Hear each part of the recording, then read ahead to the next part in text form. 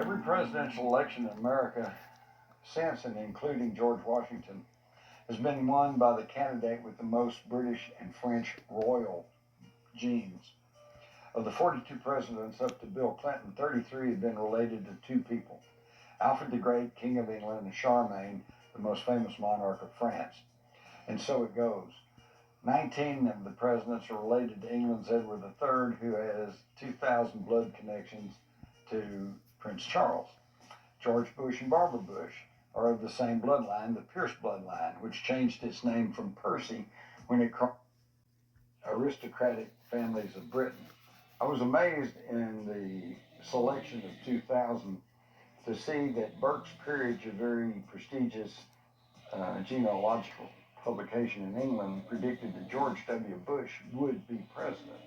They said they could say this with certainty because although Al Gore was also related to the British royals, the Windsors, the Bush family was more closely related to the Windsors, and therefore he would get the presidency.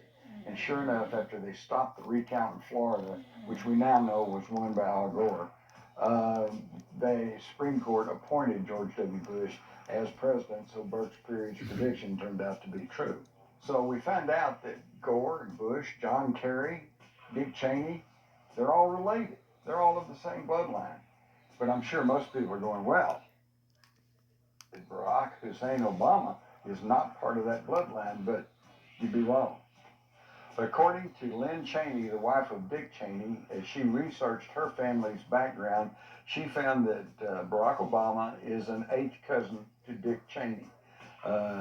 He is a descendant of Maureen Duval, a French Huguenot whose son married the granddaughter of a Richard Cheney who had arrived in Maryland in the late 1650s from England. Now I realize that you can put forth the argument that if you go far enough back, we're all related to Methuselah, or we're all related to Adam, so everybody can be related to everybody else. But this only goes back to 1650, and the odds, what are the odds that of the same bloodline, you get the Gores, the John Kerrys, the Bushes, the Barack Obamas? These are the only ones that get to run and be president of the United States. The Chicago Sun-Times reported that both Obama and Cheney are blood relations to the Bush family, so they're all related. According to the paper, George W. Bush and Obama are 10th cousins once removed. They're linked through a 17th century Massachusetts couple, Sarah Sewall and Samuel Hinckley.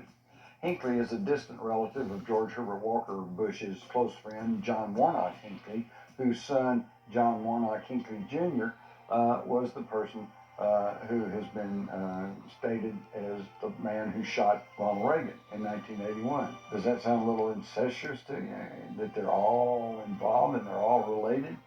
Then that brings us to how come we don't know any of this stuff, and that's because the mass media in this country today has devolved down to about 6 major corporations.